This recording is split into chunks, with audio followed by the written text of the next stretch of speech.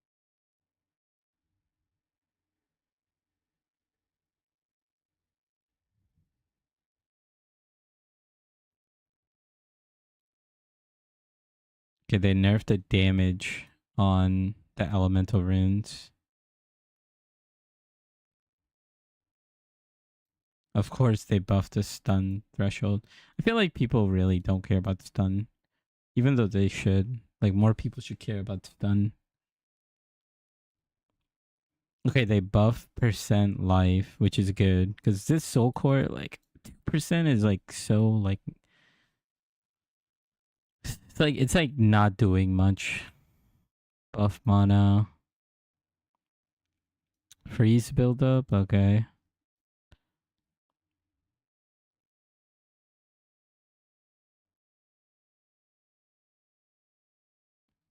Okay, so they nerfed it so that you could only get percent max on certain armor pieces. This is a nerf to Smith of Katava mainly.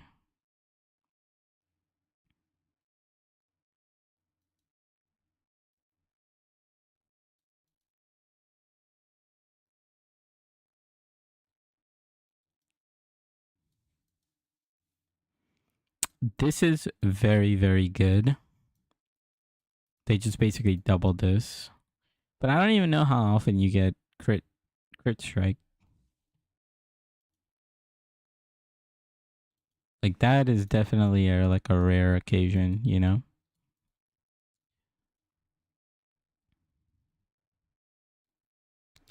Now, this is kind of strong. 25% of armor also applies to lightning damage taken from hits on boots. Specifically on boots. 25% of armor also applies to fire damage taken from hits on gloves. 25% of armor also applies to cold damage taken from hits on helmets. So you could mitigate a lot of elemental damage this way.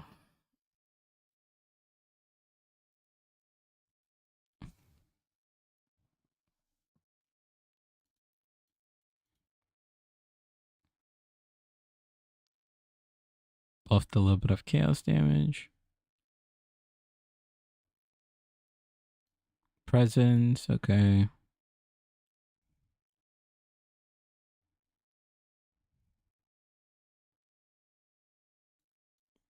Oh, okay. You can get faster start of energy shield recharge, which is nice. And then here, percent of armor applies to elemental damage, and then evasion as deflection rating. So energy shield gets recharge, evasion gets deflection, and then armor gets elemental damage. I actually don't know which is the strongest one, but I would have to assume evasion is the most broken, right? Like, deflection is spell suppression from PoE 1, but then it applies to everything. It's not just spell suppression, it's just suppression.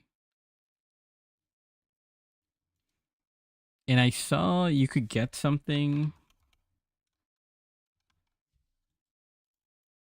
prevent or something.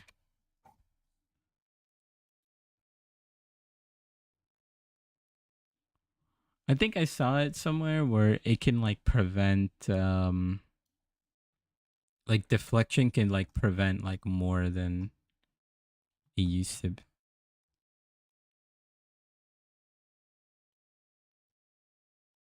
But yeah.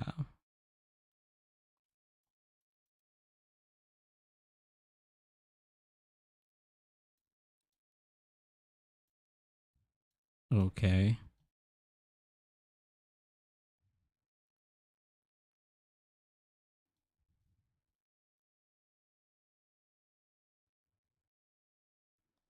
Oh wow, this is wait, this is a big buff. Wait, this could help in a lot of stuff. Especially early, like stabs could be really good. So this is where maybe our damage comes from for early game on Sork.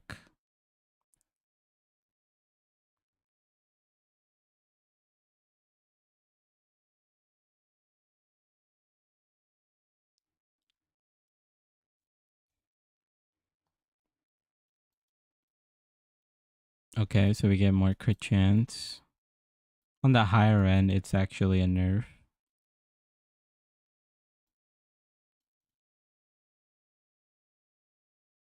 Okay, that's really good. This also buffs scepters because we get rid of the mod pool.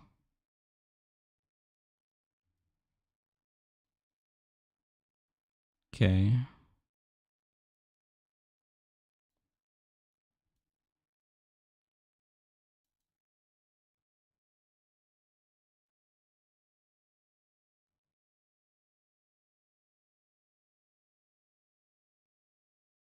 Okay, yeah. So weapon swap speed is also being fixed. That's also like, or sorry, there's no delay on weapon swap speed. It's a buff to all classes, but you know, with Sork, you're doing like elemental stuff could be very useful. So I don't know what to think of it, but in terms of like Witch and Sork, Contagion Essence Drain hasn't been touched. And both of these skills can be used like all the way up to like endgame. So if you want to play Witch, Essence Drain Contagion has to be like the best leveling build. And then later you can decide if you want to like switch or whatnot.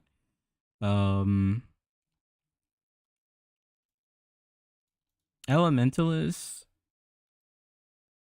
I mean, I guess you could do Frostbomb, Ice Nova Spark, or Frostbomb, Flame Wall Spark.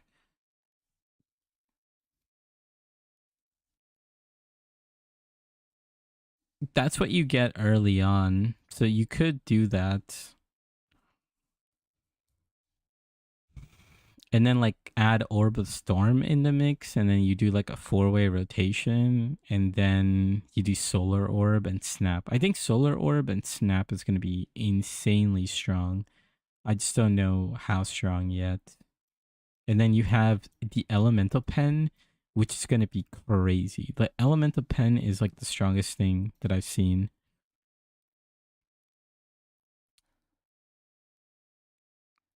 And that's pretty much all the experience I have for like the witch side. The crossbow stuff I haven't played in a while, so I might start taking a look at playing Merc. So like after the reveal, the hype for me is Mercenary with the totems. The totem seems really cool. The monk, unarmed monk, seems very, very hype. I just don't know how strong it's gonna be, so I'll start looking at some of the skills there. You're just gonna get Hollow Palm, and Hollow Palm, it's OP in PoE 1, so I mean, you know, it's gotta be OP in PoE 2. We'll have to kind of see on that. So I have to get, you know, researching a little bit. The Ranger looks good. You know, some of the changes is really good. I just have to look at the numbers to see how good the Ranger is gonna be. I mean, Blood Mage looks good. Infernalist looks pretty good. Lich looks good. Chronomancer, I have to think about it now, but theoretically, Chronomancer should also be good. I don't know what kind of spells you play endgame.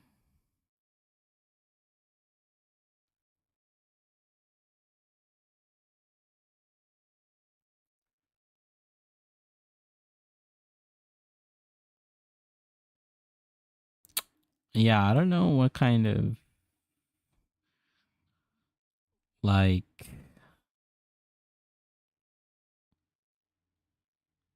yeah, I'm not sure because they nerfed the crap out of Frostwall, and that was like OP.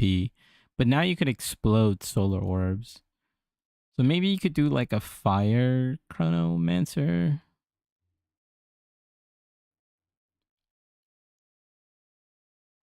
I don't know. There's gonna have to be like some theory craft stuff going on for chronomancer. Um Sork looks really good. Like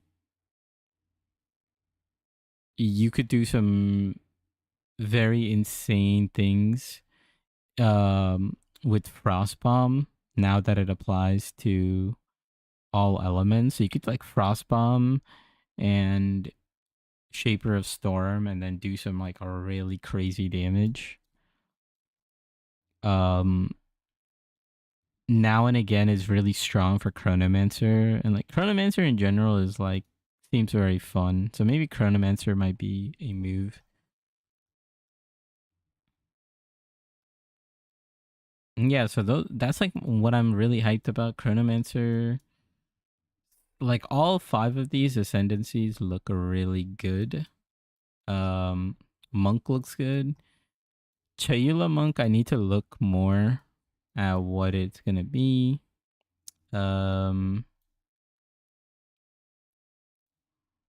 Is this Pathfinder? Yeah, Pathfinder looks okay. I need to like maybe try out some of these concoctions. Deadeye is just good. I need to look more at the patch notes, but I don't really know that ascendancy that well. Tactician looks really good because he could build deflection. Tactician is going to be really good. Like Tactician totems is what I'm very interested in. Witch Hunter didn't get touched at all, but maybe you could do something with Witch Hunter. Also, Witch Hunter just has a lot of like boss damage, it seems like. And Weapon Master is going to be super strong now that like there's no delay in swapping. And also gems. There's no restriction on support gems. Warbringer, yeah, this is Warbringer. Warbringer, no, this is Titan. This is Warbringer. Warbringer looks pretty strong. Like Totem Warbringer looks strong. This would have to be tested because I have no idea how you are gonna be building those endurance charges. Yes, I saw the support gems, but I just don't know. Like 3 endurance charges to summon a totem, but there's no limit to the totem.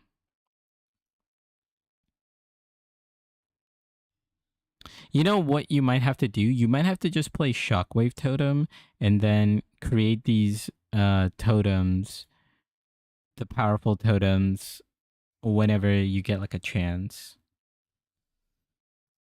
Kind of finicky, but the tankiness of this build is absurd. Because you get Savalin, and Savalin is just OP.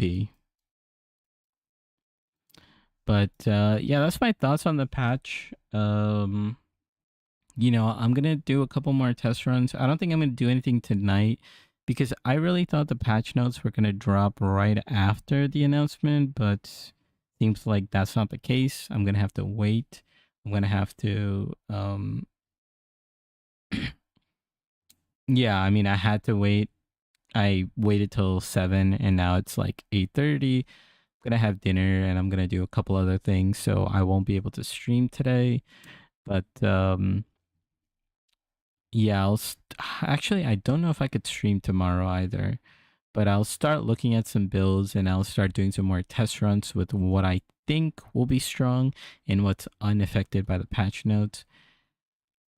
I just don't know what the Sork is going to feel like because that's the one that I tested as well. The Sork, I just don't know. But I'm very interested in trying Mercenary, and I'm very interested in trying Warrior as well. So we'll see. We'll see how that goes. That's it for the stream. It's been fun. You know, it's gonna be on YouTube, and if you guys want to watch, play back my reaction to some of the things, take a look, and I'll catch you next time. I'll see you. Peace.